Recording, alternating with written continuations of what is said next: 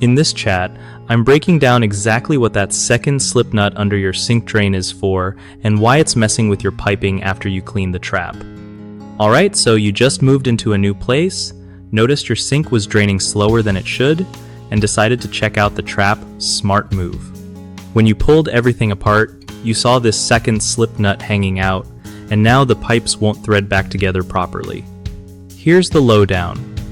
That second slip nut is usually part of a handyman special drain setup, which often needs a specific washer to seal everything tight. Without that washer, the pipes won't line up or tighten right, causing leaks or misfitting connections. You gotta find that washer or get a replacement kit that matches your drain model to fix it.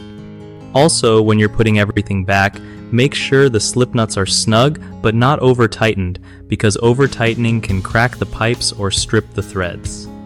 Don't forget to double-check that the trap is aligned properly to avoid any future clogs or slow drainage issues. Using plumber's tape on threaded connections can help if you want extra leak protection too. One of the biggest mistakes people make with these drains is ignoring the missing washer, which leads to leaks or pipes that just won't hold together. Another common issue is over-tightening those slip nuts. It's tempting to crank them down, but that actually causes damage and makes things worse. Lastly, folks often forget to align the trap correctly when reassembling everything, which can cause slow drainage or even water backing up into the sink. The fix here is pretty straightforward.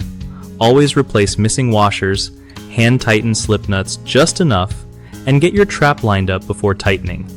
BigHomeProjects.com is a solid spot if you need help finding someone local who really knows their stuff for these tricky plumbing fixes. It also hooks up contractors with homeowners who need jobs done right without all the hassle of guessing who to call.